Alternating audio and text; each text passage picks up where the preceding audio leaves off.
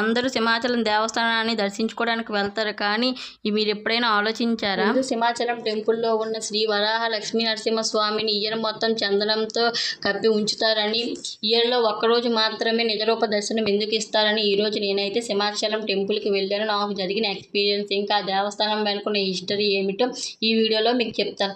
Hi friends, నేనైతే సింహాచలం టెంపుల్కి వెళ్ళాను. అక్కడ అట్మాస్ఫియర్, భక్తుల రైస్, చందనం స్మెల్ నిజంగా నెక్స్ట్ లెవెల్ ఎక్స్పీరియన్స్. సింహాచలంలో ప్రత్యేకత ఏమిటంటే శ్రీ వరాహ లక్ష్మీ నరసింహస్వామిని ఇయర్ మొత్తం చందనంతో కవర్ చేస్తారు. దానికి రీజన్ ఏమిటంటే దేశంలో ప్రాచీనమైన 18వ సింహ క్షేత్రాల్లో సింహాచలం ఒకటి.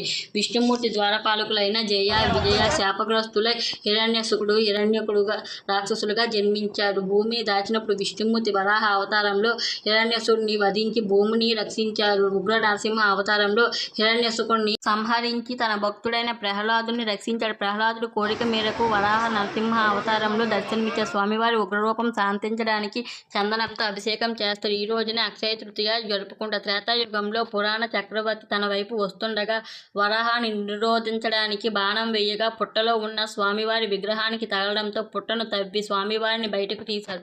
ఆరాధనకు కావలసిన ఏర్పాట్లన్నీ చేశారు. ఇన్ని సంవత్సరాలుగా పుట్టలో ఉన్న స్వామివారు అదే పుట్టమన్నుతో కప్పమని రాజు కలలోకి వచ్చి చెప్పారు. దీంతో ఆ పుట్టమన్నుకు బదులుగా చందనంతో కప్పి ఉంచారు.